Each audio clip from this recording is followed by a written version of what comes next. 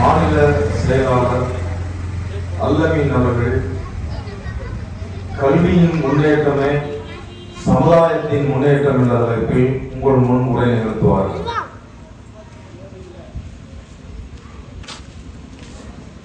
அஸ்ஸலாமு அலைக்கும் வரஹ்மத்துல்லாஹி வபரகாத்துஹு.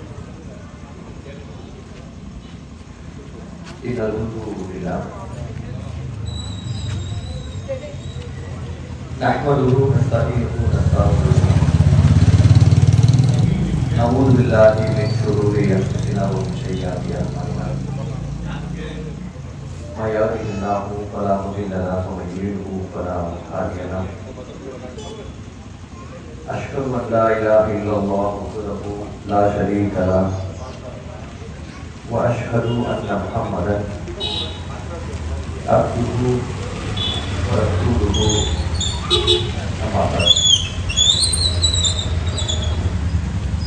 அகிலங்களை எல்லாம் படைத்தது இறைவன் ஒருவன் என்றும் முஹம்மது நபி ஸல்லல்லாஹு அலைஹி வஸல்லம் அவர்கள் இறைவனின் அடிமையாகவும் அவனது தூதராகவும் இருக்கிறார்கள் என்று சாட்சியம் கூறியவனாகவும் வார்த்தைகளில் சிறந்தது அல்லாஹ்வுடைய வார்த்தைகள் என்றும் வழிகாட்டுதல்களில் சிறந்தது முஹம்மது நபி ஸல்லல்லாஹு அலைஹி வஸல்லம் அவர்களின் வழிகாட்டுதல் என்றும் காரியங்களில் மிக கெட்டது மார்க்கத்தில் புதுமையை புகுத்துவது, ஒவ்வொரு புதுமையும் வழிகேடு, ஒவ்வொரு வழிகேடும் நம்மை நரகின் பக்கம் கொண்டு போய் சேர்த்துவிடும். நபிகள் நாயகம் ஸல்லல்லாஹு அலைஹி வஸல்லம் அவர்களின் வார்த்தைகளை உங்களுக்கும் எனக்கும் நினைவூட்டிக் கொண்டவனாக என்னுடைய உரையை ஆரம்பம் செய்கின்றேன். இங்கு அமர்ந்திருக்கக்கூடிய உங்கள் அனைவரின் மீதும் அந்த ஏக இறைவனின் சாந்தியும் சமாதானமும் என்றென்றும் நிலவட்டுமாக. அஸ்ஸலாமு அலைக்கும் வரஹ்மத்துல்லாஹி வபரகாத்துஹு. கண்ணியத்திற்குரிய சகோதரர்களே, சகோதரிகளே, ஆங்காங்கே கேட்கக்கூடிய சகோதரர்களே, சகோதரிகளே, கல்வியில் முன்னேற்றமே சமூக முன்னேற்றம் என்கிற தலைப்பில் கொடுக்கப்பட்டிருக்கிறது. இந்த விஷயத்தை ஏன் இந்த நேரத்தில் பேசுறோம் என்பதுதான் மிக முக்கியமான ஒரு விஷயமாகும். சரி, சமூகம் நல்லா முன்னேறித்தானே இருக்கு, அதெல்லாம் பட்சத்துலாம் இதை பேசணுமா என்கின்ற கேள்வியெல்லாம் முதல்ல இறைவனுடைய அருளினால் அதிராப்பட்டினம் என்கின்ற இந்த பகுதி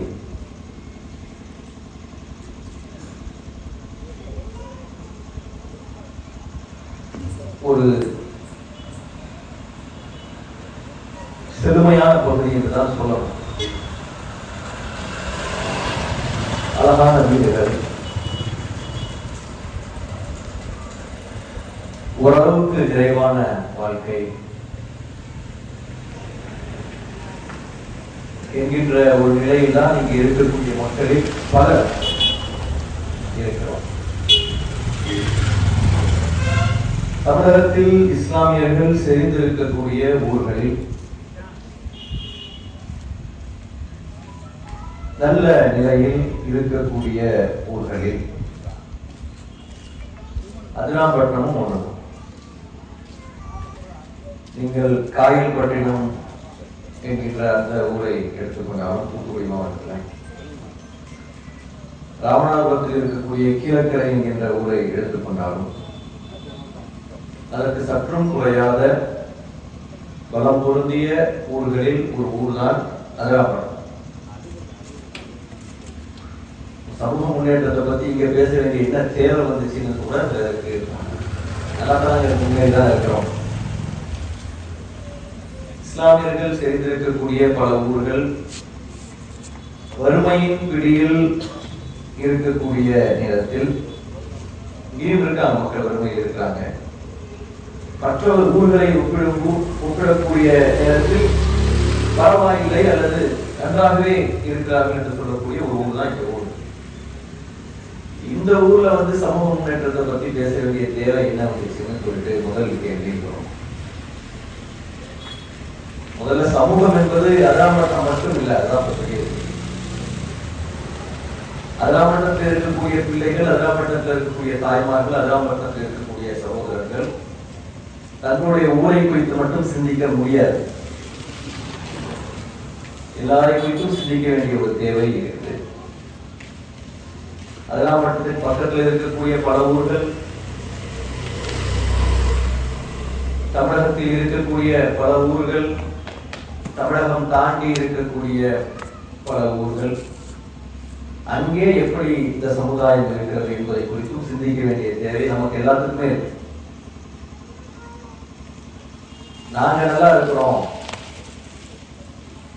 அப்படின்னு சொல்லிட்டு ஒரு முன்னின் சொல்லிட்டு அடுத்த வேலையை பார்க்க முடியாது.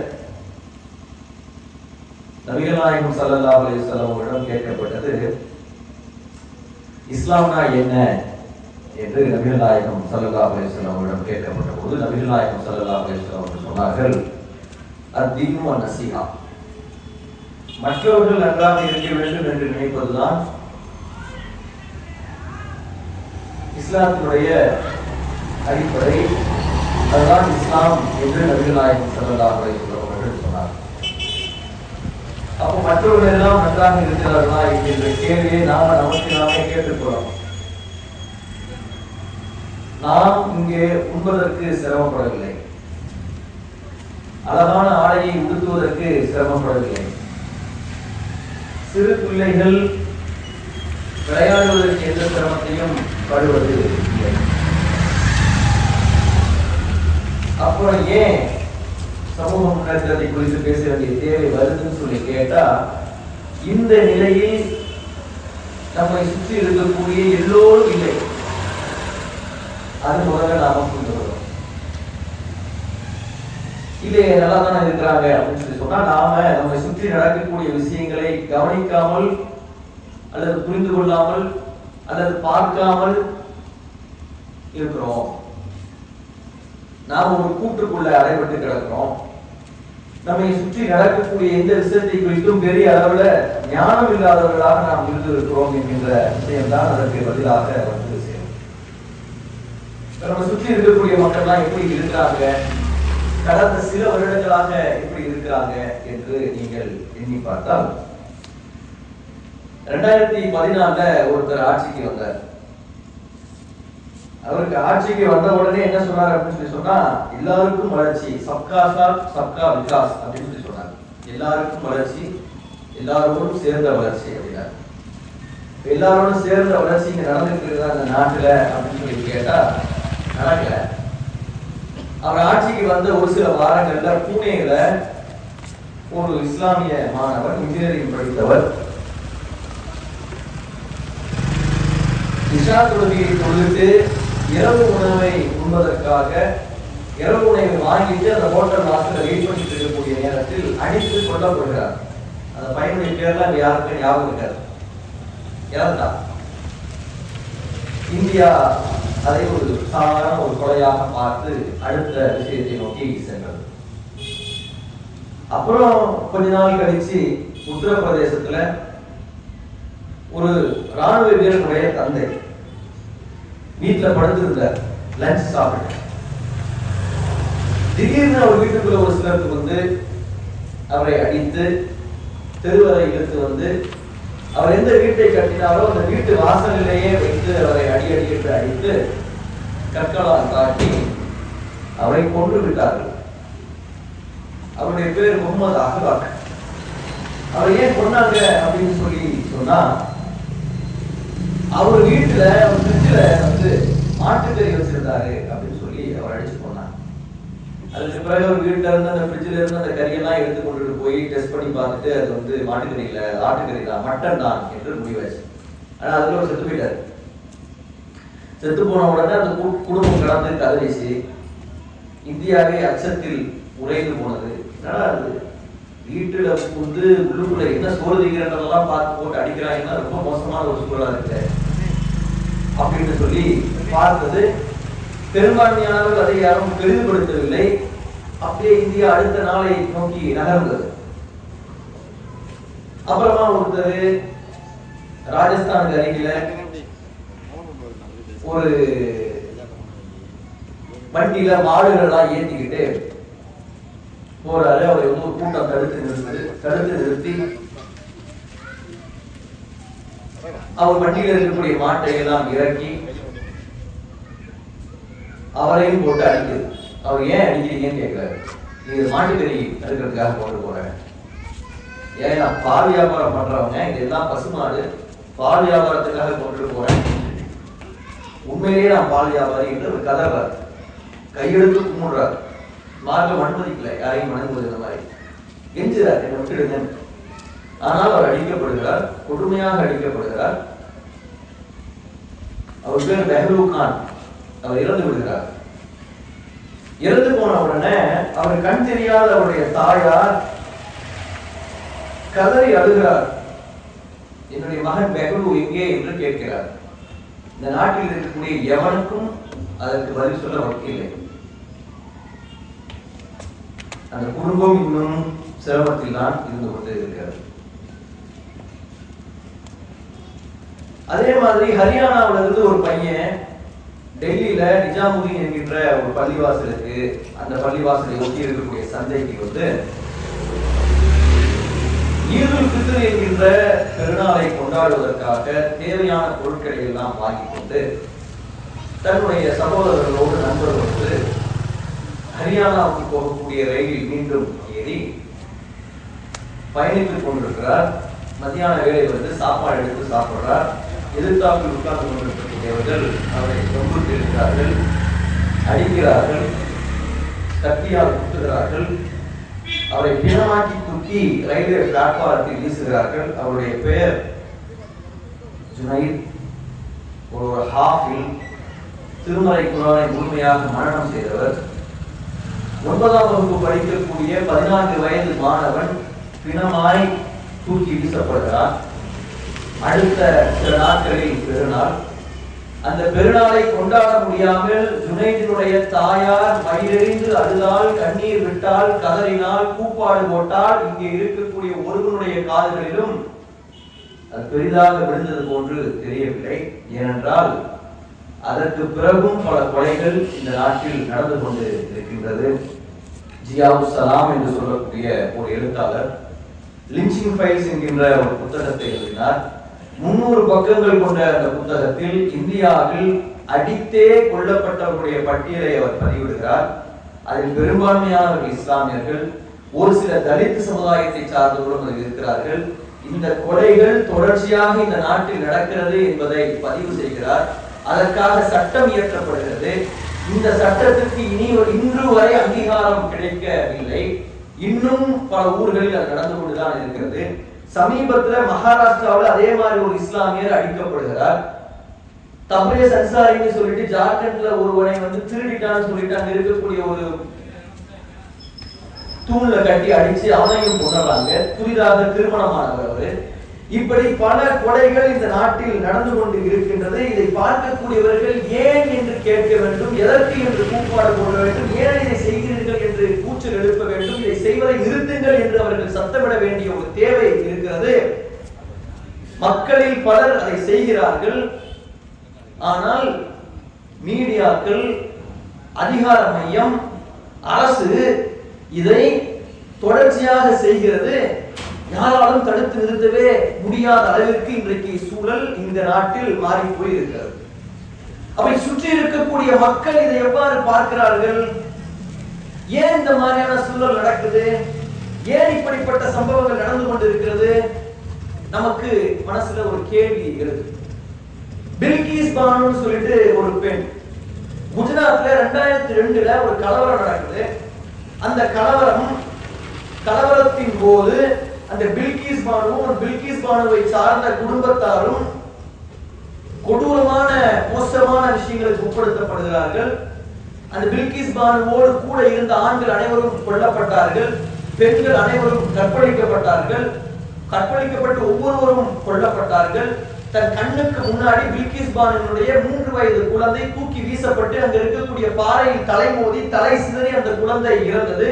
பில்கிஸ் பானுவும் செத்து விட்டார் என்று ஏறக்குறைய 11 பேர் கொண்ட அந்த கொலைகார கும்பல் அவரை விட்டுவிட்டு சென்றது.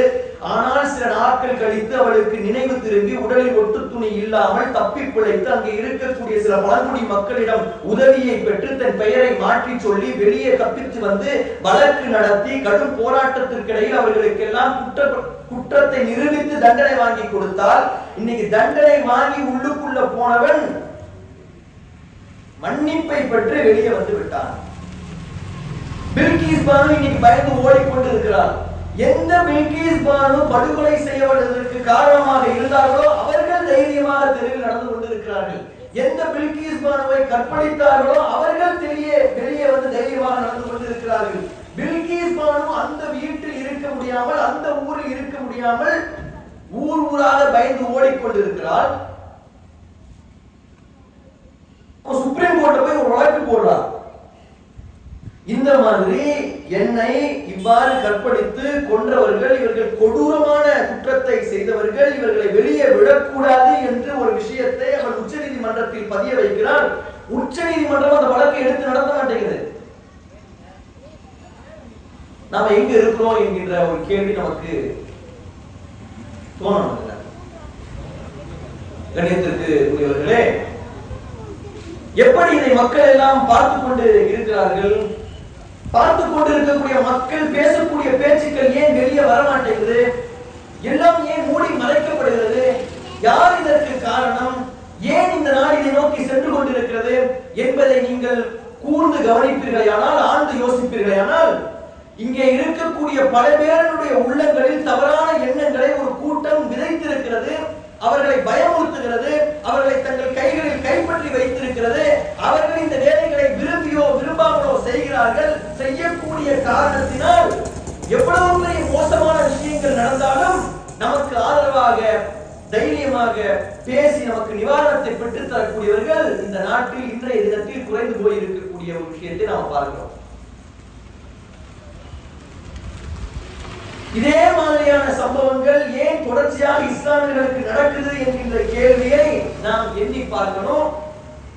அதற்கு யார் காரணம் என்பதை எண்ணி பார்க்கணும். ஏன் இவ்வாறு நடக்கிறது என்பதை நாம் ஆழமாக பார்க்க வேண்டிய தேவை இன்னைக்கு இருந்து கொண்டு இருக்கிறது. கணிதத்திற்கு உரியவர்களே, இன்னைக்கு பத்திரிகைகள் நம்மளை பத்தி எப்படி எழுதுது, மற்றவர்களை பற்றி எப்படி எழுதுது என்பதை நீங்கள் எண்ணி பார்த்தால், அல்தாஃப் அமீன் சொல்லி ஒருவர், அவன் ஒரு கொலைகாரன். மும்பையில ஒரு கொலையை வந்து, மும்பையை சார்ந்தா டெல்லியில ஒரு கொலையை வந்து பண்ணிடலாம். பல துண்டுகளாக ஒரு பெண்ணை வெட்டி கொண்டதாக அவன் பேர்ல வந்து வழக்கு. அவன் கொலை செஞ்சுட்டான் எல்லா பத்திரிகைகளையும் போடுங்க, தப்பு செஞ்சவன போடுங்க, அவனை போய் மரண தண்டனை கொடுங்க. எந்த முஸ்லீமும் அவனுக்கு ஆதரவாக நிற்க போறதில்லை. கொலை என்பது இந்த மார்க்கத்தில் தடுக்கப்பட்டிருக்கிறது. கொலை செய்யக்கூடியவன் பெரும் பாவத்தை செய்தான் என்று நாங்கள் நம்புகிறோம். அப்படிப்பட்ட பாவத்தை செய்தவர்கள் தண்டிக்கப்பட வேண்டும் என்று நாங்கள் சொல்கிறோம். தண்டனை கடுமையாக இருக்க வேண்டும் என்று சொல்கிறோம். அது மரண தண்டனையாகத்தான் இருக்க வேண்டும் என்று நாங்கள் சொல்கிறோம். அவனுக்கு எந்த வகையிலும் எந்த முஸ்லீமும் பரிந்து பேச போவது இல்லை. அவரை குறித்து நீங்க பெருசா வெளிப்படையா நீங்க போட்டீங்களே, அதே மாதிரியான இன்னொரு படுகொலையை பிரின்ஸ் யாதவ் சொல்லி ஒருத்தர் ஒரு சில நாட்களில் செஞ்சானே, செய்தவன் அதே மாதிரி கண்டனமான ஒரு பெண்ணை வெற்றி கொண்டானே, கொன்றவனை சுட்டு என்கவுண்டரில் கொன்றார்களே, பிரின்ஸ் யாதவுடைய பெயர் மக்களுடைய உள்ளங்களில் போய் சேரவே இல்லை. ஆனால் அல்தாஃப் அமீனுடைய பெயர் எல்லாருடைய உள்ளத்திலும் போய் சேர்ந்துச்சு. அவன் கொலை செய்த அந்த பெண் ஷத்தாவுடைய பெயர் எல்லா உள்ளங்களிலும் போய் சேர்ந்துச்சு. ஏன் இது நடத்தப்படுகிறது? எவ்வாறு நடத்தப்படுகிறது? ஏன் பத்திரிகைகள் இவ்வாறு செய்கிறது? நான் யோசிக்க கடமைப்பட்டிருக்கிறோம். ஏஎன்ஐ என்கின்ற ஒரு செய்தி நிறுவனம், பத்திரிகைகளுக்கே செய்திகளை விற்கக்கூடிய அந்த நிறுவனம் ஒரு இஸ்லாமியன் ஒரு குழந்தையை அடிப்பதை வெளிப்படையாக போட்டு அவருடைய பெயரை கொட்ட எழுத்துல போட்டு இவன் ஒரு சைக்கோ என்று போடுகிறது. அதே மாதிரி தவிர இன்னொரு செய்யக்கூடிய நேரத்தில் அவருடைய பெயரை போடாமல் அது வெளியிடுகிறது. சின்ன விஷயம் இன்னொரு சொல்வதாக இருந்தால், முந்தா நேத்து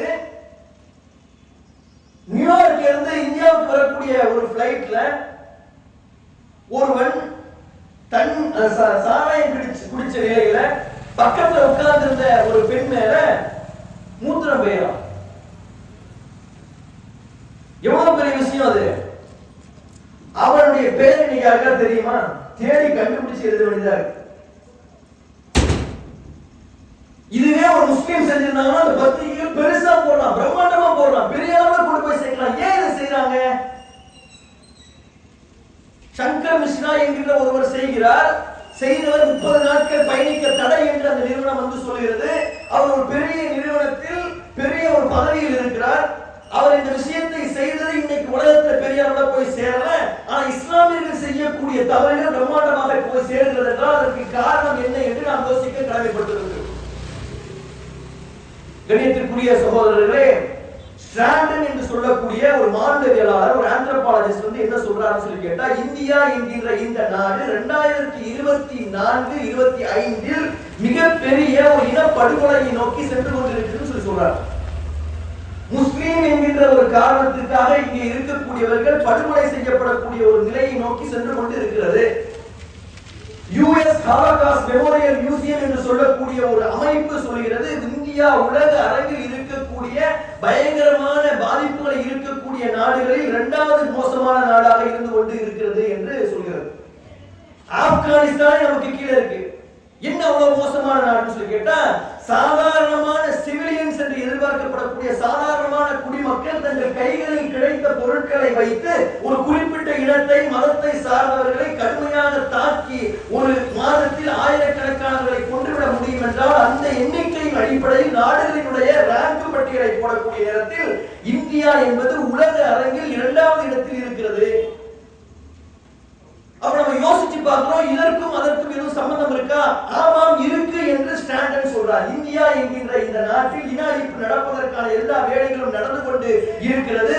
உலக அரங்கில் இதற்கு முன்னால் நடந்த இன அழிப்புகளை குறித்து பேசியவர்கள் சொல்கிறார்கள், இந்தியா என்கின்ற இந்த நாட்டில் இந்த இன அழிப்பு சம்பந்தமான விஷயங்களில் ஏற்கனவே 8 விஷயங்கள் நடந்து முடிந்து விட்டது. 9வது விஷயம் இன அழிப்பு மட்டும்தான்.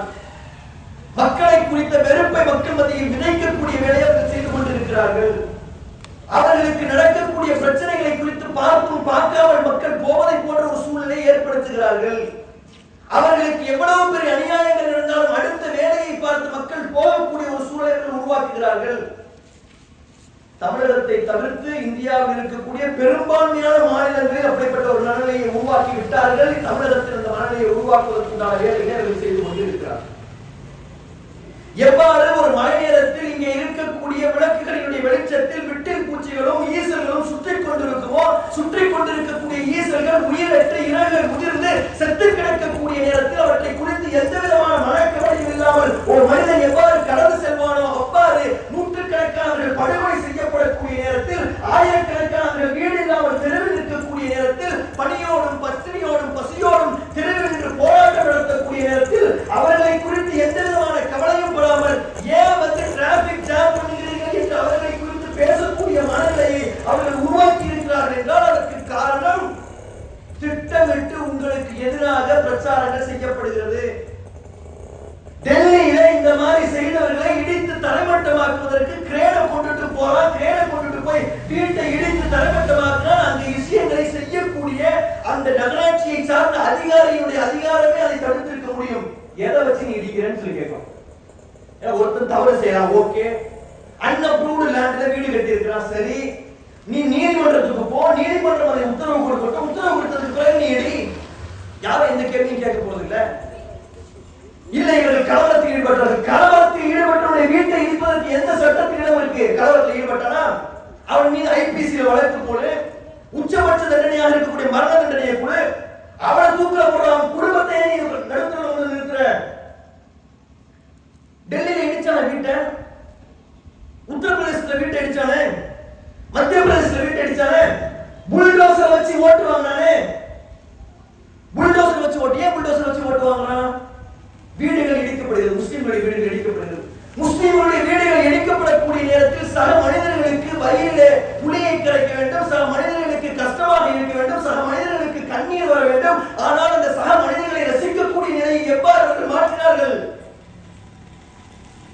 தொடர்ந்து உங்களுக்கு எதிராக பிரச்சாரத்தை அவர்கள் செய்து கொண்டே இருக்கிறார்கள்.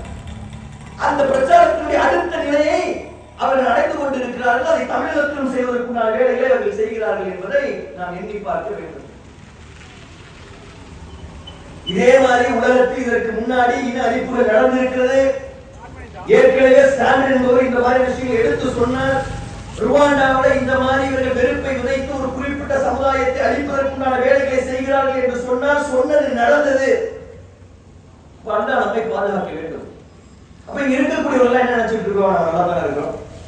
அதிராம்பட்டினத்துல அழகான ஒரு வீட்டுல சிறந்த ஒரு ஆடை அணிந்து கொண்டு வாசனை திரவியங்கள் எல்லாம் அணிந்து கொண்டு இரவு உணவை சிறப்பாக உண்டுவிட்டு அல்ஹம்துலில்லாஹ் என்று இரவை தூங்கி காலையில் ஃபஜ்ருக்கு எந்திரிச்சோ எழுந்திக்காமலோ அடுத்த நாளை தொடர்ந்து டீயை குடிச்சிட்டு வெளியே வந்து நண்பர்களோடு பேசிக் கொண்டிருந்து மதியான நேரம் வந்தவுடனே லஞ்சை சாப்பிட்டு அதற்கு பிறகு ஃப்ரெண்ட்ஸுங்களோட சேர்ந்து வெளியே போய் விளையாடிட்டு அசர் நேரத்தில் ஒரு டீயை குடிச்சிட்டு மகரிப் நேரத்தை திரும்ப நின்று சில விஷயங்களை பேசிக் கொண்டிருந்து திரும்ப இஷாவை தூங்கிட்டு நல்லா தானே போய்கொண்டிருக்கு என்று நாம் பேச முடியாது. ஏனென்றால் உங்கள் கண்களுக்கு முன்னால் ஏற்கனவே பல பேருடைய உரிமைகள் பறிக்கப்பட்டு நடுத்தரவில் நிறுத்தப்பட்டுக் கொண்டிருக்கிறார்கள். 4000 பேர் கொண்ட வீடுகள் இடித்து தரைமட்டமாக்குவதற்கு தெருவில் நின்று போராடி இன்னைக்கு தான் உச்ச நீதிமன்றத்தில் போய் தடை வாங்கி இருக்கிறார். டெல்லியில ரயில்வேக்கு சொந்தமான இடத்தில் வீடு கட்டிட்டான்னு சொல்லிட்டு ஏற்கனவே இந்த 2 கவர்மெண்ட் ஸ்கூல்ஸ் இருக்கு, ஒரு காலேஜ் இருக்குது, 4000க்கும் அதிகமான வீடுகள் இருக்கு. ஏறக்குறைய 20,000 30,000 பேர் இருக்கக்கூடிய அந்த வீடுகளை உடனடியாக நீங்கள் காலி செய்ய வேண்டும். அந்த இடத்தை நீங்கள் தரைமட்டமாக்கணும்னு சொல்லிட்டு சொல்றான். ஹைகோர்ட் அதற்கு ஓகே சொல்லுது. குழந்தைகள் கண்ணீர் விட்டு கதறது, பெண்கள் கண்ணீர் விட்டு கதறாங்க. இத்தனை வருடங்களாக பல தலைமுறைகளாக நாம் இருந்துட்டோம். எங்களுக்கு மாற்று இடம் இல்லை, மாற்று வழி இல்லை. எப்படி நீங்கள் வரி வாங்கினீர்கள், எப்படி நீங்கள் எங்களுக்கு கரண்ட் கொடுத்தீங்க, எப்படி எங்களுக்கு ஸ்கூல் வந்துச்சு, எப்படி நீங்க தண்ணி வந்துச்சு, இவ்வளவு விஷயங்களையும் கொடுத்துட்டு எந்த விதமான முன்னறிவிப்பும் இல்லாமல் ஒரே அளவில் எங்க போஸ்ட் பண்ணீங்க நம்ம கதறலாம். அந்த கதறக்கூடிய கதறல் சத்தம் பலருக்கு கேட்கல. லட்சக்கணக்கான ரூபாயை செலவழித்து உச்ச நீதிமன்றத்தில் போய் தடை வாங்கக்கூடிய ஒரு நிலை இன்னைக்கு இருக்கிறது என்றால் எவ்வாறு இவர்களால் இதை சாதிக்க முடிந்தது என்பதை நீங்கள் எண்ணி பாருங்கள். தொடர்ச்சியாக இந்த விஷயங்களை அவர்கள் இவ்வாறு செய்து கொண்டு இருக்கிறார்கள். ஒவ்வொரு அமைப்பாக விஷத்தை கற்கக்கூடிய வேலையை அவர்கள் செய்து கொண்டே இருக்கிறார். ரொம்ப ஜாலியாக நம்ம இருக்க முடியாது. நமக்கு என்ன என்றெல்லாம் இருக்க முடியாது. ஏனென்றால் நீங்க எதையெல்லாம் நம்புவீர்களோ அதையெல்லாம் அவர்கள் அபகரிக்கக்கூடிய வேலையை, கைப்பற்றக்கூடிய வேலையை செஞ்சிருக்கிறாங்க. பில்கிஸ் பானு வழக்கை எடுக்க மாட்டேன்னு எதனால சொன்னா நீதித்துறை? அதை விட கொடுமை என்னன்னு சொல்லி கேட்டீங்கன்னா, நாண்டேட் என்கின்ற ஒரு இடத்தில் ஒரு குண்டு வெடிக்குது. எங்க மகாராஷ்டிராவில் நாண்டேட் என்கின்ற ஒரு இடத்துல அந்த குண்டு வெடிப்பில் ஒரு சிலர் இறக்கிறார்கள். இறக்கக்கூடியவர்கள் இந்து மதத்தை சார்ந்தவர்கள். அவர்கள் RSS அமைப்போடு தொடர்பு இருக்கக்கூடியவர்கள். குண்டு வெடிச்சிச்சு. குண்டு வெடிச்ச உடனே இந்த குண்டு வெடிப்புக்கு யார் காரணம் என்பதை கண்டுபிடிப்பதற்காக ஆன்டி டெரர் ஸ்குவாட் சொல்லக்கூடிய தீவிரவாத தடுப்பு பிரிவை சார்ந்தவர்கள் அதுக்குண்டான வேலைகளை பார்க்கிறாங்க. வேலைகளை பார்த்துட்டு அவங்க அந்த கேஸை எங்களால் யார் இந்த குண்டு வெடிப்புக்கு காரணம் என்பதை எங்களால் கண்டுபிடிக்க முடியல என்று அந்த கேஸை க்ளோஸ் பண்ணுவதற்காக ஹைகோர்ட்ல வழக்கு கொடுக்கிறாங்க. ஏன்னா இந்த ஸ்பெஷலான ஒரு வழக்கு என்பதனால கோர்ட்ல இந்த வழக்கை நாங்கள் முடித்துக் கொள்வதற்கு எங்களை அனுமதிக்கணும் சொல்லி சிபிஐ வந்து அனுமதி கேட்குது. ஆன்டி டெரர் ஸ்குவாட் வந்து சிபிஐக்கு மாதிரி சிபிஐ வந்து அந்த அனுமதியை கேட்கக்கூடிய நேரத்தில் ஷிண்டே என்று சொல்லக்கூடியவர் நீதிமன்றத்தில் ஆஜராகி ரிட்டர்ன் லெட்டர்ல ஒரு அஃபிடவிட் கொடுக்கிறார். என்ன கொடுக்கிறாருன்னு சொல்லி கேட்டா, நாண்டேட்டில் நடந்த குண்டுவெடிப்புக்கும் அதே மாதிரி அந்த குறிப்பிட்ட வருடத்தில் மகாராஷ்டிராவில் நடந்த பல குண்டுவெடிப்புகளுக்கும் யார் காரணம் என்று எனக்கு தெரியும். அவர்களை நான் அடையாளம் காட்ட தயாராக இருக்கிறேன். வழக்கை நீங்கள் மூட வேண்டியதில்லை, அந்த வழக்கை நீங்கள் எடுத்து நடத்துங்கள் என்று ஷிண்டே என்பவர் அஃபிடவிட் தாக்கல் பண்றார். உண்மையிலேயே நீங்க குற்றவாளியை கண்டுபிடிக்கணும்ன்ற என்ன இருந்தா நீங்க என்ன பண்ணுவீங்க? கரெக்டா வந்து சொல்லிட்டாங்க, லாஸ்ட் மொமெண்ட்ல வந்து சொல்லிட்டான், வழக்கு திரும்ப ஓபன் பண்ணு, குற்றவாளியை கொண்டு வந்து கூண்டுல ஏத்து அவனுக்கு தண்டனையை கொடு என்று சொன்னா கரெக்டா இருக்கும். வழக்கு எடுக்கவே இல்லை. கோர்ட் சிபிஐ வாதத்துக்கு 14 வருஷம் கழிச்சு வந்து இதை சொல்றாங்க. வழக்கு எடுத்து விட முடியாது. 14 வருஷத்துக்கு முன்னாடி பயந்தாங்கொழியா இருந்தா இப்ப ரிட்டர்ன்ல கொடுக்குறான யாரு காரணம் சொல்லி சொல்றானே, அவன் யாரை காரணம் என்று சொல்றான்னு சொல்லி கேட்டா, தற்போது விஸ்வ இந்து பரிஷத் என்கிற அமைப்புடைய பொதுச் செயலாளராக இருக்கக்கூடியவர் தான் இதற்கு காரணம், இவர் தான் அங்கே பயிற்சி கொடுத்தார் என்று சொல்றார். ஆனா நீதிமன்றம் அதை எடுக்க மாட்டேங்குது. பத்திரிகைக்கு நமக்கு எதிராக எழுதி கொண்டு இருக்குது. சரி, தேர்தல் வச்சு தேர்தலில் நம்ம ஜெயிச்சிடலாம், தேர்தலில் ஓட்டு விஷயங்கள்ல நியாயத்தின் பக்கம் மக்கள் போட்டுருவாங்க, என்று பார்த்தால் தேர்தல் ஆணையத்தில் இப்ப ஆர்விஎம் ஒரு விஷயம் பண்றான். என்ன ஆர்விஎம்னா என்ன? Remote voting machine. Remote voting மிஷினா என்ன? அது எலக்ட்ரானிக் ஓட்டிங் மிஷின் இருக்குல்ல, அது இந்த தொகுதியில் இருக்கக்கூடிய ஓட்டிங்கே வரும். ரிமோட் ஓட்டிங் மிஷினா எங்கேயாவது இருக்கக்கூடிய தொகுதியில் ஓட்டிங்க போடலாம். எப்படி போட முடியும்? கண்டுபிடிக்க 70 தொகுதிகளில் இருக்கக்கூடியவர்கள் ஒரு தொகுதியில் ஓட்டு போடுவதற்கான ஒரு மிஷினை கண்டுபிடிக்கிறார். அதிராம்பட்டினத்தில் பெரும்பான்மையாக நிறைந்திருப்பது தமிழர்கள். ஒருவேளை இங்க கட்டிட வேலை பார்ப்பதற்கு, ஏதாவது வேலையை பார்ப்பதற்கு நீங்க பீகார்ல இருந்து, ஒடிசால இருந்து, அசாம்ல இருந்து யாரையாவது கூட்டு வந்து இங்க வேலை பார்க்க வைக்கிறீங்கன்னு சொல்லி சொன்னா அவங்களுக்கு ஓட்டு போடுவதற்கு ஒரு வாய்ப்பு கிடைக்கும். அதிராம்பட்டினத்தில் இருக்கக்கூடிய ஒரு ஸ்கூல்ல அவர்கள் ஓட்டு போடுவதற்கு என்று பிரத்யேக ஏற்பாடு செய்யப்படும். அவர்களுக்கு அதற்கான ஓட்டர் ஐடி கொடுக்கப்படும். அவர்கள் போவாங்க. போயிட்டு நீ எந்த ஊருப்பா? நான் வந்து பீகார் எங்க? பாட்னா. போடு. போட்டா 10 பேர் வரும். எந்த பேரும் யாருக்கும் தெரியாது. அந்த ஊர்ல உள்ள அந்த 10 பேர்ல யாரையோ ஒருத்தர் தேர்ந்தெடுத்துட்டு அவன் வெளியே போயிடுவான். ரெண்டாவது ஒருத்தர் வருவான். நீ எந்த ஊருப்பா? நான் வெஸ்ட் பெங்கால். வெஸ்ட் பெங்கால் நீ எந்தது? நான் கல்கட்டாவா? இந்த இதுல ஒரு 20 பேர் வரும். அந்த 20 பேர்ல அவன் ஒருத்தன் தேர்ந்தெடுத்து அவன் போயிடுவான். மூணாவது ஒருத்தர் வருவான். நீ எந்த ஊரியா? நான் கர்நாடகா எந்த ஊரு? நான் பெங்களூர். இந்த பெங்களூர். ஒரு இடத்துக்கு வந்து 70 இடத்துக்கு ஓட்டு போட முடியும். ஓட்டு போட்டு அவன் போயிடுவான். தேர்தல் நடக்கும். தேர்தல் நடத்தி தேர்தல் வாக்கு எண்ணிக்கை எடுப்பான். அதிராம்பட்டினத்தில் யாரு ஜெயிச்சது? அதிராம்பட்டினத்தில் யாரு ஜெயிப்பதற்கு வாய்ப்பே இல்லையா? அவன் ஜெயிச்சான். என்னங்க இவரு போய் ஜெயிச்சிட்டாரு சொல்லி சொல்றீங்க? அவருக்கு ராஜஸ்தான் வந்து 3000 ஓட்டு வந்திருக்குல்ல. தமிழ்நாட்டுல ராஜஸ்தான் 3000 ஓட்டு வந்திருக்கு. எப்படி ராஜஸ்தான் வரும்? அதிராம்பட்டினத்துல நிறைய பேர் ராஜஸ்தான்ல போயிட்டு பாலைவனத்துல வேலை பார்க்கறாங்கல்ல. ஏங்க அதிராம்பட்டினத்துல இருக்கக்கூடியவங்க சிங்கப்பூரை தவிர்த்து எங்கேயும் போக மாட்டாங்களங்க. இல்ல இருக்கிறாங்க. 3000 பேர் ஓட்டு போட்டிருக்காங்க. தேர்தல் முடிவை மாத்திடுவாங்களே. ஏற்கனவே ஒரு தொகுதியில் நடக்கக்கூடிய ஓட்டுக்கே உனக்கு ஓட்டு போட தெரியும்னு சொல்லிட்டு அவன் நின்றுட்டு இருக்கான். இன்னொருத்தவங்க ஓட்டு போட்டு இருக்கான். இப்ப ரிமோட் ஓட்டிங் மிஷின் ஒண்ணு கண்டுபிடிக்க போறானா, அந்த ரிமோட் ஓட்டிங் மிஷினை கண்டுபிடிச்சிட்டு வேற ஊர்ல இருந்து ஓட்டு போடலாம் என்கிற நிலை வருகிறது என்றால் எவ்வளவு பெரிய மோசமான ஒரு விஷயம். சுப்ரீம் கோர்ட்டினுடைய நீதிபதியே அந்த கேள்வி கேட்கிறாங்க. என்ன கேள்வி கேட்கிறாங்கன்னு சொல்லி கேட்டா, நீங்க இப்ப தலைமை தேர்தல் அதிகாரியா ஒருத்தர் நியமிச்சிருக்கீங்களே, அவரை நீங்க எப்படி நியமிச்சீங்க? நேத்து அவர் வேற ஒரு வேலையில இருந்தாரு, அவர் ரிசைன் பண்றாரு, வாலண்டரி ரிட்டைர்மென்ட் வாங்கின அடுத்த நாள் அவரை வந்து நீங்க தலைமை தேர்தல் அதிகாரியா எப்படி நினைச்சீங்க? அவர் ஏற்கனவே ஒரு வாலண்டரி ரிட்டைர்மென்ட் வாங்குவார்னு உங்களுக்கு தெரியுமா? இல்ல இப்படித்தான் வந்து தேர்தல் அதிகாரி நியமிக்கணுமா? இவர் உங்களுக்கு ஆதரவாளர் என்கிற குற்றச்சாட்டு வருது. நீங்க நியமிச்சிருக்கக்கூடிய எல்லா தலைமை தேர்தல் அதிகாரியும் எல்லாருமே உத்தரப்பிரதேசத்தை சார்ந்தவர்களாக இருக்கிறாங்களே, எல்லாருமே வந்து ஏறக்குறைய யோகி ஆதித்யநாத்துக்கு ஆதரவுள்ள என்ற குற்றச்சாட்டு வைக்கப்படுது. உத்தரப்பிரதேசத்தில் நடத்தக்கூடிய தேர்தல்களை மேனிபுலேட் பண்ணக்கூடிய அளவிற்கு இவர்களால் செல்வாக்கு செலுத்த முடியும் சொல்லப்படுகிறது என்கின்ற கேள்வி வைக்கப்பட்டால் எந்த விதமான பதிலும் இல்லை. ஏற்கனவே எலக்ட்ரானிக் ஓட்டிங் மிஷின்ல ஏராளமான அநியாயங்களை செய்து அந்த அநியாயங்கள் இதுவரையும் நிரூபிக்கப்பட்டதற்கு பிறகும் கூட எந்த விதமான பதிலும் சொல்ல.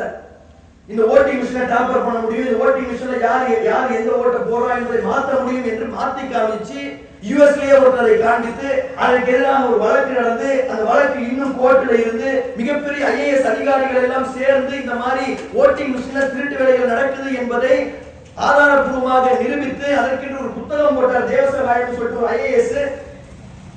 அது சம்பந்தமான வழக்கு கோர்ட்ல இருக்கு இன்னும் நிலுவையில. இப்படி இருக்கக்கூடிய நிலையில ஆர்டிஎன் என்கிற ஒரு மிஷின் இங்கே வந்து இருக்கிறது.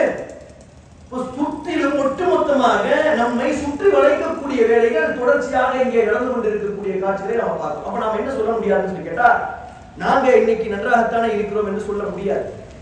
நம்மிடம் பணம் இருக்கலாம், இன்றைக்கு பொருளாதாரம் இருக்கலாம், சிறப்பான ஒரு வீடுகளில் நாம் இருந்து கொண்டு இருக்கலாம், இன்றைய உணவை நாம் நிம்மதியாக உண்ணலாம், நாளைய உணவிற்கான சொத்தும் நம்மிடம் இருக்கலாம், நாளைய தலைமுறையை இந்த நாட்டில் நீங்கள் நிம்மதியாக விட்டுவிட்டு சென்று விடுவீர்கள் என்பதற்கு உத்தரவாதம் இருக்கிறா? நான் கவனித்ததற்கு பிறகு என்னுடைய பிள்ளை, என்னுடைய பேரன் பேத்திகள் இந்த நாட்டில் நிம்மதியாக வாழ்வதற்கான அஸ்திவாரத்தை அமைத்து செல்கிறேன் என்பதற்கு உத்தரவாதம் இருக்கிறா? ஒரு உத்தரவாதம் கிடையாது. ஏன் உத்தரவாதம் கிடையாது? எது வருங்காலத்தை தீர்மானிப்போ, எது வருங்காலத்தில் நமக்கு அதிகாரத்தை பெற்றுத் தருமோ, எது வருங்காலத்தில் உங்களுக்கு தேவையான பாதுகாப்புகளை தருமோ அதில் நாம் இல்லை. எல்லாவற்றிற்கும் மேலாக இறைவன் தான் நமக்கு பாதுகாப்பை தர வேண்டும். ஆனால் இந்த உலகத்தில் வாழக்கூடிய ஒரு சூழலில் நமக்கு பாதுகாப்பை பெற்றுத் தரக்கூடிய கல்வியில், வேலை வாய்ப்பில், அதிகாரத்தில் நாம் இருக்கிறோமா? இல்லங்க, நாம் ரொம்ப சிறுபான்மையா இருக்கிறோம், குறைவான எண்ணிக்கையில் இருக்கிறோம். அதனால தான் நமக்கு எல்லா பிரச்சனையும் நடக்குது.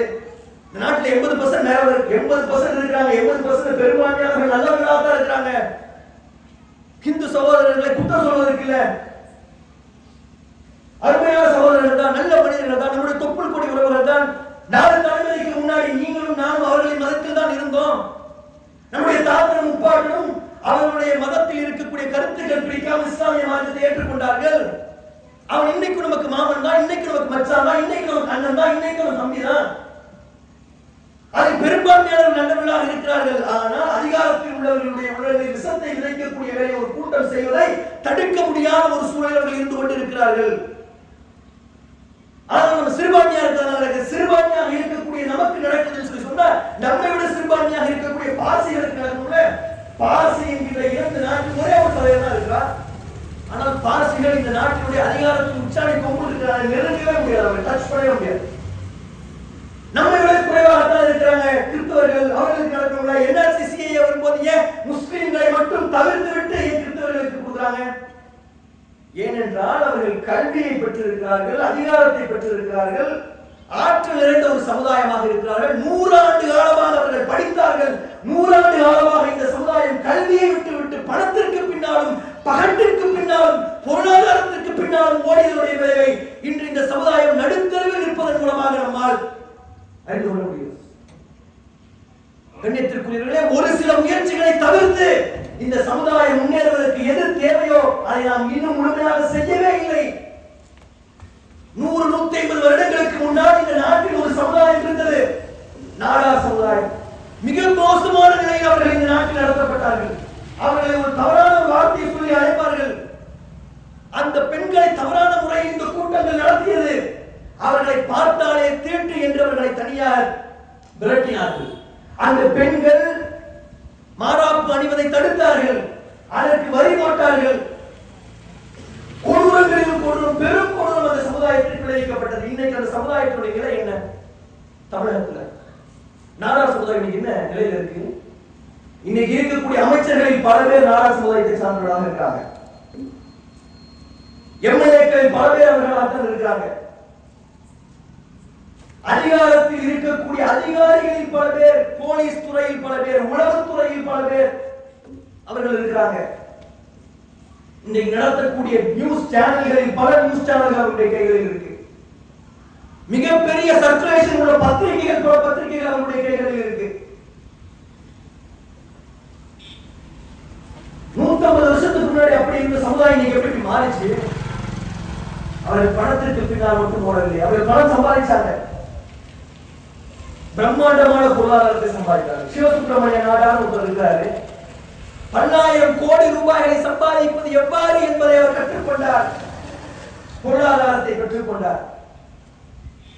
நீங்க தூத்துக்குடி துறைமுகம் யாருக்கு இருக்கு?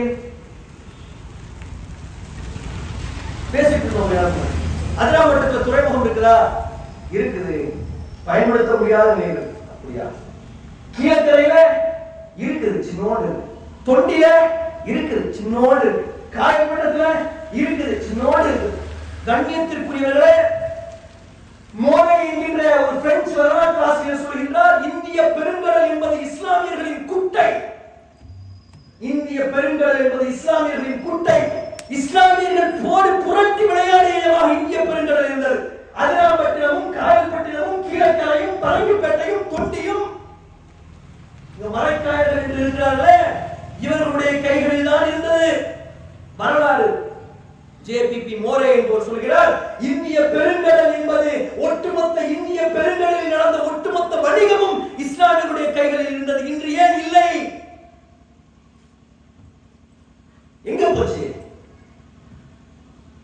மாற்றம் நடப்பதை கணிக்க முடியாமல், மாற்றத்திற்கு ஏற்றவாறு தன்னை மாற்றிக்கொள்ள முடியாமல், சுற்றி நடக்கக்கூடிய விஷயங்களை குறித்து கவனம் செலுத்தாமல், சுற்றி நடக்கக்கூடிய விஷயங்களை கவனம் செலுத்தக்கூடிய கல்வியை பெறாமல், பொருளாதாரத்தை மட்டும் இந்த சமுதாயம் சிந்தித்தது. இன்னைக்கு பல விஷயங்களை இழந்துவிட்டு இந்த சமுதாயம் இருக்கு. சமுதாயம் சிந்தித்தது, கல்வியை ஒரு சமுதாயம் சிந்தித்தது. இன்னைக்கு ஆதிக்கம் செலுத்தக்கூடிய ஒரு சமுதாயமாக, ஆற்றல் பெற்ற ஒரு சமுதாயமாக அந்த சமுதாயம். கணித்திருக்கிறீர்களே, நாம் நிறைய விஷயங்களை இழந்து விட்டோம். நாளை இந்த தலைமுறை இந்த நாட்டில் நிம்மதியாக வாழ்வதற்கு கல்வியும் அதிகாரமும் மிக மிக முக்கியம், மிக முக்கியம். 2002 ஒரு கலவரம் நடக்குது. எங்க குஜராத்ல சூரத் நகர்ல நடக்குது கலவரம். பரோடா என்கிற வடோதரா ஒரு கலவரம் நடக்குது. பல பேர் வீடு இழக்கிறாங்க, பல பேருடைய கடைகள் இடிக்கப்படுகிறது. யார் நினைக்கிறீங்க? எல்லாம் இஸ்லாமியர்கள், சாதாரண நாட்களில் வைர வியாபாரிகள், பல 100 கோடி ரூபாய்களை சொத்தாக வைத்திருந்தவர்கள். ஏன் தங்களை காத்துக்கொள்ள முடியல? அவ்வளவு கோடி ரூபாயை வச்சிருந்தாங்க, ஏன் காத்துக்கொள்ள முடியல? விபூதி நாராயண் ராய் என்று சொல்லக்கூடிய ஒரு IG, inspector general of police, ஹாஷிம்புரா என்கிற ஒரு புத்தகத்தில் அவர் சொல்றார், 1987 ஹாஷிம்புரா என்கிற ஒரு இடத்தில் ஆர்ம்ட் ரிசர்வ் போலீஸ் போர்ஸை சார்ந்த ஒரு சிலர் தங்களுடைய வண்டியை வந்து நிறுத்தி அங்கே நடந்த கலவரத்திற்கு சம்பந்தம் இல்லாத பல இஸ்லாமிய இளைஞர்களை அந்த வண்டியில் ஏற்றிக்கொண்டு போய் அந்த ஊரின் ஒதுக்குப்புறத்தில் இருக்கக்கூடிய ஒரு ஆற்றங்கரை வந்து நிறுத்தி இறங்கிய அடுத்த நிமிடம் அவர்களுடைய பெயரை கேட்டு சுட்டுக் கொண்டார்கள். ஏறக்குறைய 50க்கும் அதிகமானவர்கள் சுட்டுக் கொல்லப்பட்டார்கள். 50க்கும் அதிகமானவர்கள் சுட்டுக் கொல்லப்பட்டார்கள்.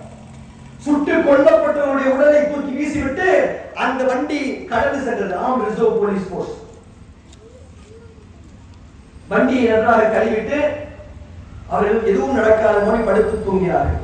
விபூதி நாராயணா என்று சொல்லக்கூடிய அந்த நேர்மையான இந்து சகோதரன் இந்த புத்தகத்தில் எழுதுகிறார். அந்த சம்பவம் நடந்த சில மணி நேரங்களில் நாங்க அந்த பெட்டாலியனுக்கு போயிட்டோம், அந்த இடத்துக்கு நாங்க போயிட்டோம். இவர்கள் தான் செய்தார்கள் என்பதற்கு எங்களுக்கு உறுதியாக தெரியும். அவர்கள் கழுவிய அந்த தடங்களை எங்களால் பார்க்க முடிந்தது. யார் இதை செய்தார்கள் என்ற வார்த்தைகள் எங்களுக்கு வந்துவிட்டது. ஏனென்றால் அதை ஏன் எப்படி கண்டுபிடிச்சாங்க தெரியுமா? சுட்டத ஒருத்தர் செத்துட்டாருன்னு விட்டுட்டு போயிட்டாங்க. பிகிஸ் பான மாதிரி அவனும் சாகர வெளியே வந்து உண்மையை சொல்றான். யார் என்பது தெரிந்து விட்டது. தெரிந்தவர்கள் இன்று வரை பெரிய அளவில் எந்த விதமான ஆக்ஷன் எடுக்கப்படாமல் இருக்கிறார்கள். அவர்களுடைய புத்தகத்தில் எழுதுகிறாரு, அந்த நேரத்தில் டிஸ்ட்ரிக்ட் மேஜிஸ்ட்ரேட்டாக ஒரு முஸ்லிம் தான் இருந்தாரு. தன்னுடைய சமுதாயத்தை சார்ந்த அவ்வளவு பேர் கொல்லப்படக்கூடிய நேரத்தில் டிஸ்ட்ரிக்ட் மேஜிஸ்ட்ரேட்டாக இருந்தால் ஒன்றும் செய்ய முடியல. காரணம், அவர் ஒரே ஒருத்தர் தான் இருந்தார். அவர் சொல்றாரு, ஒரே ஒருத்தர் தான் இருந்தார். தன்னுடைய உண்மையை, தன் சமுதாயத்தின் பக்கம் இருக்கக்கூடிய நியாயத்தை எடுத்து சொன்னால் முத்திரை குத்தி விடுவார்களோ என்கின்ற அச்சத்தில் வாழ்நிலைக்க முடியாத மௌனமாக அவர் இருந்தார். அவரால் உண்மையை நிலைநாட்ட முடியவில்லை. அந்த சமுதாயம் இன்றும் அநீதியை சந்தித்துக் கொண்டிருக்கிறது சொல்லிட்டு விபூதி நாராயணா எழுதுகிறார். இதே வார்த்தைகளைத்தான் சர்ச்சார் சொல்கிறார். இந்தியாவில் இருக்கக்கூடிய அதிகார மையங்களில் இஸ்லாமியர்கள் இல்லாததால் பெரும் அநீதிகளை சந்திக்கிறார்கள்.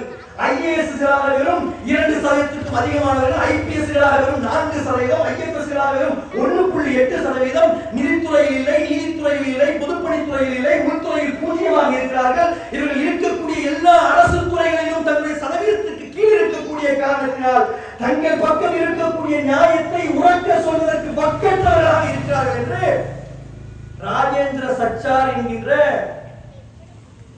ஒரு நீதிபதி சொல்லியிருக்கிறார். அப்போ இங்க வந்து நியாயத்தை சொல்வதற்கு பணம் இருந்தால் போதாது. பணம் இருப்பதன் மூலமாக நியாயத்தை சொல்ல முடியாது. அதிகாரங்கள் அதெல்லாம் பார்த்தா இந்த இவ்வளவு பெரிய ஊர்ல எவ்வளவு தெரு ஒழுங்கா இருக்கீங்க? தெருவு ஏன் மாற மாட்டேங்குது? நீங்க வாங்க, ஒரு சில ஏரியாக்களுக்கு நான் கூப்பிட்டு போறேன்.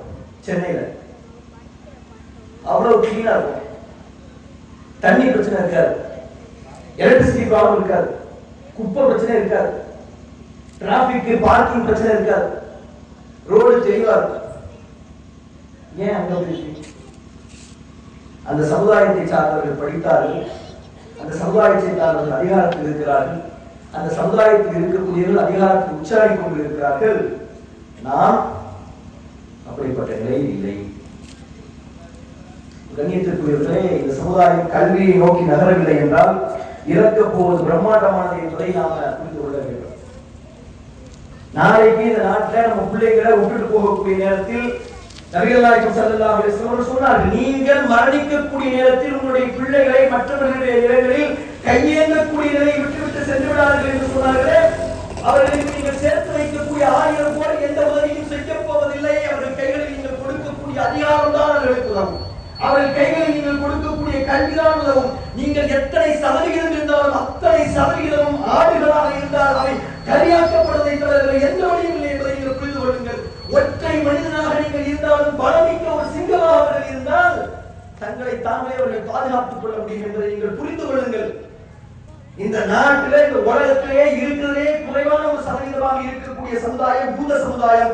ஆனால் அந்த யூத சமுதாயம் அவர்கள் நமக்கு எதிராக ஏராளமான விஷயங்களை செய்தாலும் ஒரு விஷயத்தை அந்த எதிரியிலிருந்து நாம் பெற வேண்டிய பாடம், அவன் கல்வியை ஒரு காலத்தையும் விடவே இல்லையே. எந்த இன அழிவை நோக்கி நாம் போய்கிட்டு இருக்கோம்னு சொல்லி நம்ம பயப்படுறோமோ அந்த இன அழிவை 1945 அவன் சந்தித்தான். லட்சக்கணக்கானவர்கள் யூதர்கள் ஜெர்மானியர்களால் கொன்று குவிக்கப்பட்டார்கள். இன்னைக்கு ஜெர்மானியில் கொண்டு வைக்கப்பட்ட யூதர்கள் எப்படிப்பட்ட நிலையில் இருக்கிறான்? உலகத்தில் இருக்கக்கூடிய எல்லா அதிகாரமிக்க பதவியும் இருக்கிறான். உலகில் எந்த விஷயங்கள் செய்யப்பட வேண்டும் என்பதை தீர்மானிக்கக்கூடிய நேரத்தில் இருக்கிறான். 2ஆம் உலகப் போர் நடந்து முடிந்ததற்கு பிறகு அவர்களுக்கு தேவையான இஸ்ரேல் என்கின்ற நாடு எங்கே அமைய வேண்டும் என்கின்ற பேச்சுவார்த்தை நடந்து கொண்டிருந்த நேரத்தில் இங்கிலாந்துடைய பிரதமராக இருக்கக்கூடியவரை இன்ஃப்ளூயன்ஸ் பண்ணக்கூடிய இடத்தில் இருந்தான். ஒரு கெமிஸ்ட், PhD படிச்ச ஒரு கெமிஸ்ட், அதே நேரத்தில் ஒரு பொலிட்டீஷியன். அவரு அவ்வளவு அதிகாரமிக்க பதவியில இங்கிலாந்து பிரதமருக்கு பக்கத்துல இருக்கிறாரு. ஆப்பிரிக்கால வாங்கிக்கிறியா, ஐரோப்பால இந்த இடத்துல வாங்கிக்கிறியா, எங்களுக்கு பாலஸ்தீனம் தான் வேண்டும் என்று அவர்கள் அபகரித்துக் கொண்டு சென்றதற்கு காரணம் என்ன? 1947 45 அவன் அவ்வளவு பெரிய அதிகாரமுடையவரோடு நெருக்கமாக இருக்கான். இன்னைக்கு அமெரிக்கா ஆண்டு கொண்டிருக்கிறது யாரு? லிபரல்ஸ் என்று சொல்லக்கூடிய ஏறக்குறைய காங்கிரஸ் மாதிரியான சித்தாந்தத்தை உடையவர்கள். அமெரிக்காவை பொறுத்தவரை 2 கட்சி, ரிபப்ளிக், டெமோக்ராட்ஸ். ரிபப்ளிகன் என்று சொல்லக்கூடிய பிஜேபி மாதிரி, டெமோக்ராட்ஸ் என்று சொல்லக்கூடியவர்கள் காங்கிரஸ் மாதிரி. ஒரு உதாரணத்துக்கு சொல்றேன், அங்க யார் இப்போ வந்து வைஸ் பிரசிடென்ட்? கமலா ஹாரிஸ் என்கின்ற ஒரு பிராமண சமுதாயத்தினுடைய பின்புலம். கமலா ஹாரிஸுடைய அம்மா யாரு? 40 வருஷத்துக்கு முன்னாடியே PhD படிச்சுட்டு அமெரிக்கால போய் செட்டில் ஆனாங்க. கமலா ஹாரிஸுடைய தாத்தா யாரு? ICS என்று சொல்லக்கூடிய அந்த காலத்து IAS படிப்பை படித்து இந்தியாவில் IAS அதிகாரியாக இருந்தவர். இன்னைக்கு அவங்க யாரா இருக்காங்க? வைஸ் பிரசிடென்டா இருக்காங்க. அவருடைய கணவன் யாரு? அவங்களுடைய கணவன் ஒரு யூதராக இருக்கிறார். நீங்கள் பிராமண சமுதாயத்தை எடுத்துக்கொண்டாலும் யூத சமுதாயத்தை எடுத்துக்கொண்டாலும் நீங்கள் அவர்களின் மீது எத்தனை குறைகளை சொன்னாலும் அவர்கள் படித்தார். நீங்கள் அவர்களை எப்படி தூற்றினாலும் கல்வி அவர்கள் பெற்றிருந்தார்கள், அதிகாரத்தை பெற்றிருந்தார்கள். உங்களை எது தடுக்குது?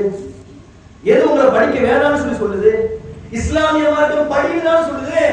எவன் ஒருவன் கல்வியை நோக்கி பயணிக்கின்றானோ அவன் சொர்க்கத்திற்கு அருகாமையில் சென்று கொண்டிருக்கிறான் என்று சொல்லக்கூடிய மார்க்கத்தில் இருந்து கொண்டு கல்வியை தூக்கி எறிந்துவிட்டு தேவையற்ற வேலைகளின் பின்னால் இந்த இளைஞர்கள் அனைவருக்கு என்ன காரணம்?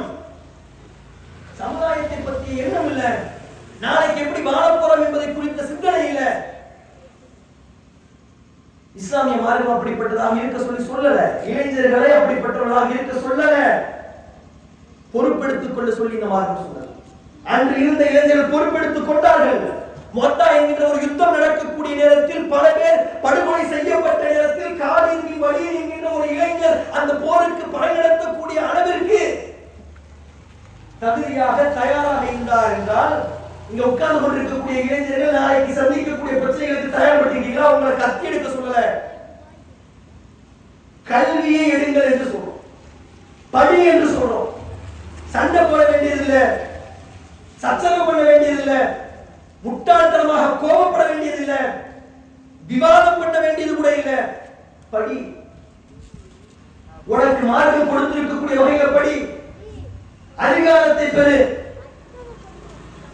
உங்களுடைய வார்த்தைக்கு இருக்கக்கூடிய மதிப்பு மாறும், வார்த்தைக்கு இருக்கக்கூடிய மதிப்பு மாறும். கணியத்திற்குரியவர்களே, 75-80 வருஷத்துக்கு முன்னாடி B.R. அம்பேத்கர் என்கின்ற ஒரு மனிதர் இருந்தார். தலித் சமுதாயத்தை சார்ந்த மனிதர். நம்முடைய அரசியல் சட்டத்தை நமக்கு கொடுத்தவர். எவ்வளவு பெரிய அறிவாளி! எவ்வளவு பெரிய அறிவாளி! அம்பேத்கரை பத்தி பேசினாலே நீங்க நிறைய பேர் பிடிக்கிறது. எவ்வளவு பெரிய அறிவாளி! மகர் என்கின்ற ஒரு சமுதாயத்தை சார்ந்தவர், ஒரு தலித் சமுதாயத்தை சார்ந்தவர். படிக்கக்கூடிய நேரத்தில் படிப்பதற்கு மற்ற மாணவர்கள் எல்லாம் அங்கு இருக்கக்கூடிய டேபிள்ல உட்கார்ந்து இருக்கக்கூடிய நேரத்தில் அம்பேத்கரை தலையில உட்கார வைத்து படிக்க வைத்த அந்த அம்பேத்கர் உலகின் தலை சிறந்த சட்ட வல்லுநராக, உலகின் தலை சிறந்த எக்கனாமிஸ்டாக மாறினார். அவரை தவிர்த்து விட்டு ஒரு அமைச்சரவை அமைக்கவே முடியாது என்கின்ற நிலையத்தில் அந்த சூழல் இருந்துச்சு. அம்பேத்கரை நீங்கள் தவிர்த்து விட்டு ஒரு அமைச்சரை அமைக்கவே முடியாது, அம்பேத்கருக்கு நிகரான ஒரு சட்ட மாமேதையை நீங்கள் பார்க்கவே முடியாது என்கின்ற அளவிற்கு அவர் உயர்ந்தார். இன்றைக்கு அந்த சமுதாயம் உயர்ந்திருக்கிறது. அப்ப நீங்க பெறக்கூடிய கல்வி சும்மா டிகிரியை படிச்சோமா, பாஸ் பண்ணோமா, 15,000 20,000 சம்பளம் வாங்கணுமா, கல்யாணம் பண்ணோமா, பிள்ளைய பெற்றோமா, செத்து போனோமா என்று இருந்தால் உருப்படாது. நீங்கள் பெறக்கூடிய கல்வி என்பது உச்சாணி கொம்பில் உயர்ந்த மிகப்பெரிய இடத்தில் இருக்கக்கூடிய கல்வியை நீங்கள் பெறணும். ஏன்னா யூதர்கள் அப்படிதான் படிக்கிறான், சாதாரண படிப்பு. அவன் படிக்கக்கூடிய படிப்பு பணம் சம்பாதிப்பதற்கு படிப்பதில்லை, அதிகாரத்தை பெறுவதற்கு, ஆற்றலை பெறுவதற்கு படிக்கிறான். இங்க கூகுள் என்கின்ற ஒரு நிறுவனம் இருக்கு. அந்த கூகுள் என்கின்ற நிறுவனத்தை கையில அந்த ஆண்ட்ராய்டு மொபைல் இல்லாத யாராவது இருக்கீங்களா? ஒருத்தர் கிடையாது. அந்த கூகுளை கண்டுபிடிச்சது யாரு? அந்த கூகுள் என்கிற மொபைலை கண்டுபிடிச்ச அந்த அப்ளிகேஷன் கண்டுபிடிச்சது யாரு? லாரி பேஜ் என்கிற ஒரு யூதர் கண்டுபிடிச்சார். லாரி பேஜ் என்கிற ஒரு யூதர் கண்டுபிடிச்சார். ஒட்டுமொத்த உலகம் அவருடைய கையில் இருக்கு. மறுக்கிறீங்களா நீங்க? இங்க எத்தனை பேர் உட்கார்ந்து இருக்கான்னு அமெரிக்கால இந்த நிமிஷம் சொல்ல முடியாது. இந்த இடத்துல டிராபிக் ஜாம் சொல்ல முடியாதுன்னு நினைக்கிறீங்களா? எப்படி நீங்க மொபைல்ல பார்த்து போயிட்டு இருக்கீங்க? கூகுள் மேப்ஸ் எப்படி சொல்லுது? நீங்கள் கண்காணிக்கப்படுகிறீர்கள். உங்களுடைய மொபைல் கண்காணிக்கப்படுகிறது, நல்லதுக்கோ கெட்டதுக்கோ. எந்த அதிகாரத்தில் இருக்காங்க பாத்தீங்களா? அவர் ஒரு PhD டாக்டரேட் படிச்சார் கம்ப்யூட்டர்ல. லாரி பேஜ் அவர் சும்மா பணம் சம்பாதிக்கிறதுக்காக படிக்கல, உலகை இப்படி புரட்டி போடுறதுன்னு சொல்லுவாங்கல்ல, இப்படி சென்று கொண்டிருக்கக்கூடிய உலகத்தை அப்படி தலைகீழாக புரட்டி போடுவது, அப்படி படிக்கிறார். உலகத்தில் இருக்கக்கூடிய கண்டுபிடிப்புகளை, பெரும்பான்மையான கண்டுபிடிப்புகளை கண்டுபிடித்து அதிகமான நோபல் பரிசுகளை பெற்ற சமுதாயமாக யூத சமுதாயம் இருக்கிறது. அவர்கள் எண்ணிக்கையில் குறைவாக இருக்கலாம், ஆனால் உலகத்தின் மிகப்பெரிய அதிகாரமிக்க ஆற்றல் மிக்கவர்களாக அவர்கள் இருப்பதற்கு காரணம் தங்களின் மீது குண்டு வந்து விடும் என்கின்ற நிலையில் இருந்தவர்கள் கூட பங்கர்ல உட்கார்ந்து படிச்ச ஒரு கூட்டம். பங்கர்ல வீட்டுக்கு விருந்தாளி வந்தா ஸ்கூலுக்கு லீவ் போட்டுட்டு இருக்கிறாங்க. கண்ட காரணத்தை சொல்லி பரீட்சையை தவிர்க்கிறோம். ஒன்றுக்கு உதவாத காரணங்களை சொல்லி மார்க்கை குறைவாக பெறுகிறோம். தலைக்கு மேல் குண்டு விடும் என்கின்ற ஒரு சூழலில் பங்கர்ல உட்கார்ந்து படிச்சா சும்மா கதை சொல்றோமா? நிலமெல்லாம் ரத்தம் ஒரு புத்தகம் இருக்கு, படிச்சு பாருங்க. அந்த புத்தகத்துல சொல்றாங்க, இரண்டாம் சிலுவை போர் நடந்த நேரத்திலும் முதல் உலக போர் நடந்த நேரத்திலும் அந்த நேரங்களில் அந்த யூத சமுதாயத்தை சார்ந்த ஆசிரியர்கள் போரில் கலந்து கொள்வதற்கு தடை விதிக்கப்பட்டது. காரணம் என்னவென்றால் யூத ஆசிரியர்கள் போரில் கலந்து கொண்டு கொல்லப்பட்டு விடுவார்கள். ஆனால் மாணவர்களுக்கு பாடம் சொல்லிக் கொடுப்பதற்கு ஆள் இருக்க மாட்டார்கள் என்கின்ற காரணத்திற்காக அந்த சமுதாயம் ஆசிரியர்களுக்கு தடை விதித்தது.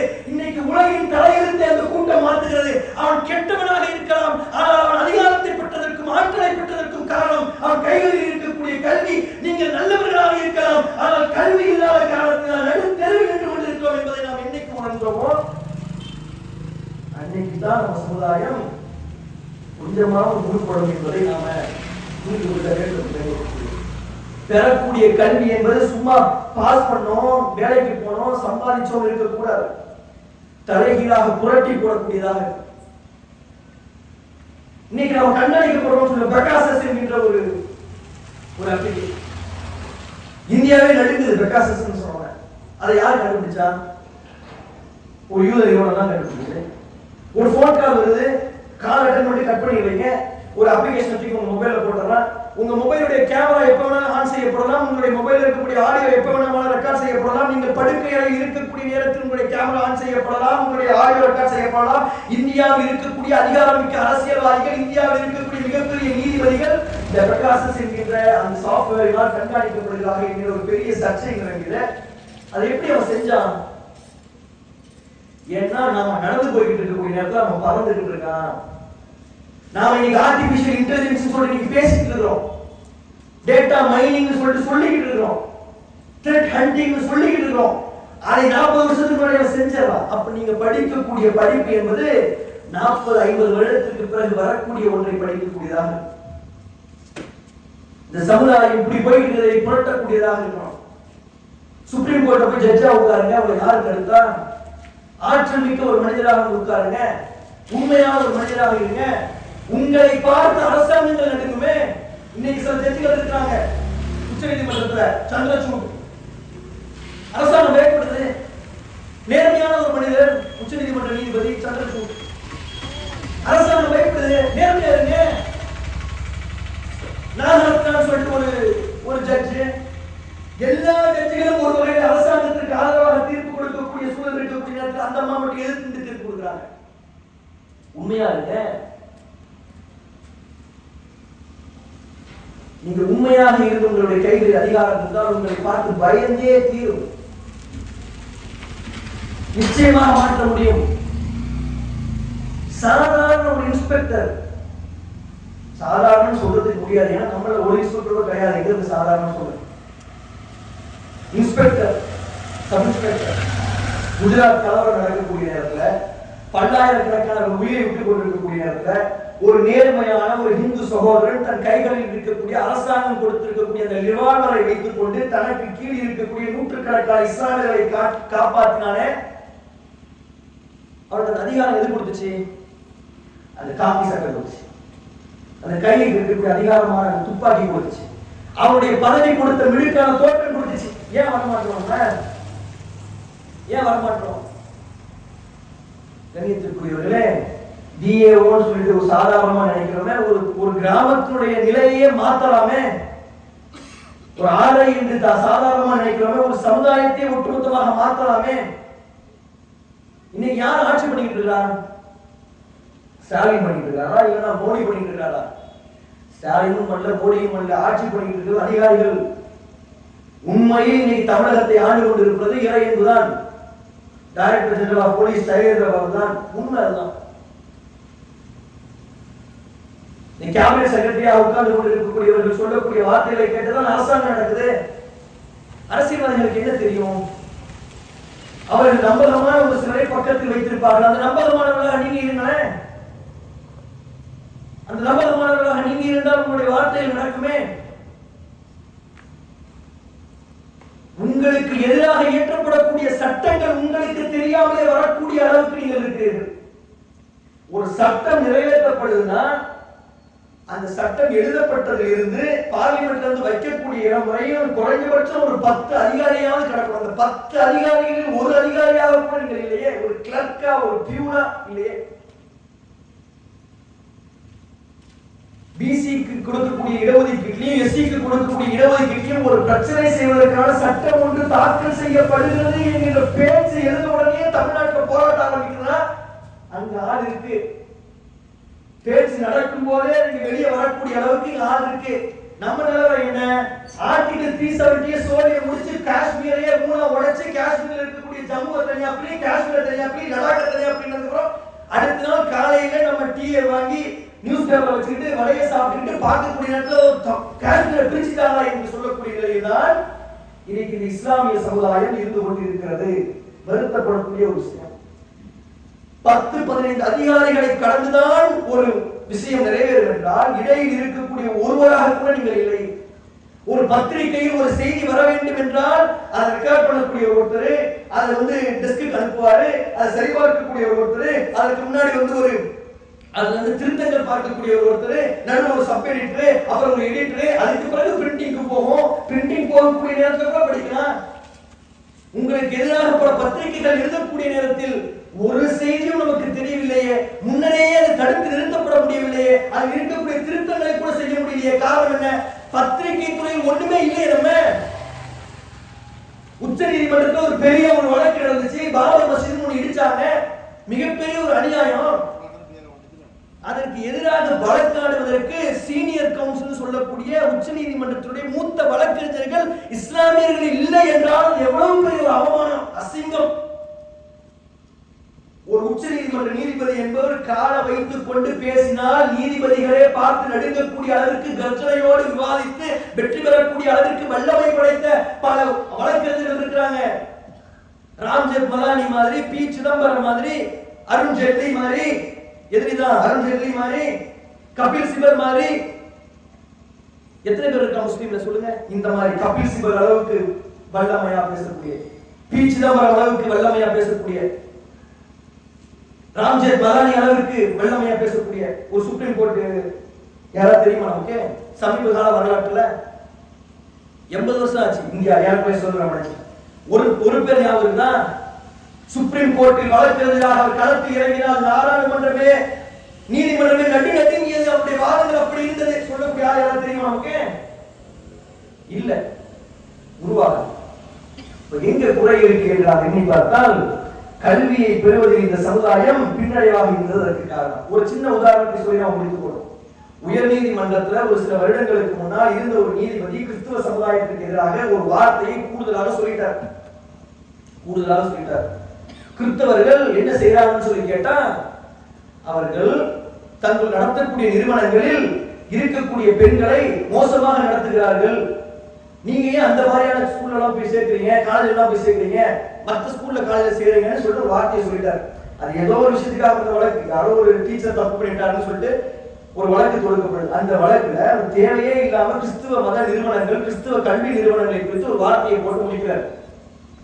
அடுத்த நாள் காலையில ஹைகோர்ட்ல அவருடைய சேம்பர்னு சொல்லுவாங்க, அந்த நீதிபதியுடைய சேம்பர் முற்றுகையிடப்படுகிறது. முற்றுகையிட்டதில் பெரும்பான்மையானவர்கள் கிறிஸ்தவ வழக்கறிஞர்கள். உயர் நீதிமன்றத்தில் எழுதப்பட்ட தீர்ப்பு மாற்றி எழுதப்பட்ட சரித்திரமே கிடையாது. அந்த தீர்ப்பு மாற்றி எழுதப்பட்டுச்சு தெரியுமா? அந்த வார்த்தைகளை நீக்கினாங்க. நாங்கள் சொன்ன வார்த்தையை நீக்குகிறோம் என்று உயர் நீதிமன்றம் நீக்கியது. எப்படி அது நடந்துச்சு? உயர் நீதிமன்றத்தில் நீதிபதிகளுக்கு முன்னால் போராட்டம் நடத்தக்கூடிய அளவிற்கு நூற்றுக்கணக்கான வழக்கறிஞர்களை இந்த கிறிஸ்துவ சமுதாயம் இந்த 70 ஆண்டு காலத்தில் உருவாக்கிவிட்டது. நாம் இன்னும் உருவாக்கவில்லை.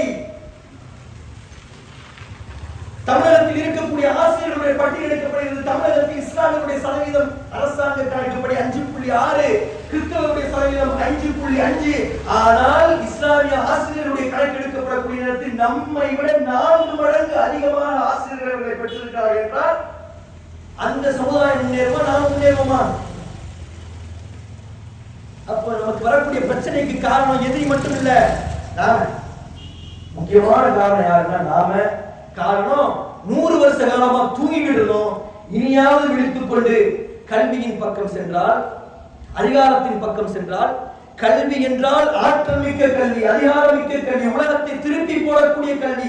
அதிகாரம் என்றால் சாதாரண அதிகாரம் இல்லை, மிகப்பெரிய அதிகாரத்தை பெற்றுத் தரக்கூடிய அளவிற்கு உயர்ந்த அதிகாரத்தை நோக்கி நாம் சென்றால் நீங்களும் இந்த நாட்டில் நிம்மதியாக வாழ முடியும். நம்முடைய பிள்ளைகளும் இந்த நாட்டில் நாளை ஒழுங்காக வாழ முடியும். இந்த ரோடை போடுவதற்கு நீங்க எதுவுமே பேச வேண்டியதில்லை. நீங்க ஒரு கலெக்டர் ஆகிட்டு இந்த ரோட்டுக்கு நீங்க வந்தீங்கன்னா ஆட்டோமேட்டிக்கா இந்த ரோடு வந்துருங்க. நீங்க ஒண்ணுமே செய்ய வேண்டியது இல்லைங்க. இந்த ஏரியாவுக்கு ரோடு போடுவாங்க. ஒரே ஒரு கலெக்டர் இந்த ஏரியாவில் இருந்துட்டா கேள்வி வந்திருக்காங்க ஆசிரியர்கள்.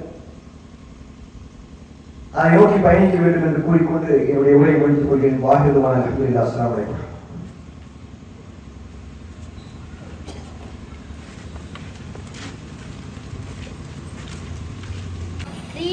சேனலை லைக் பண்ணுங்க, கமெண்ட் பண்ணுங்க, ஷேர் பண்ணுங்க, சப்ஸ்கிரைப் பண்ணுங்க, கூட இருக்கிற பெல் பட்டனை அமுக்கிடுங்க.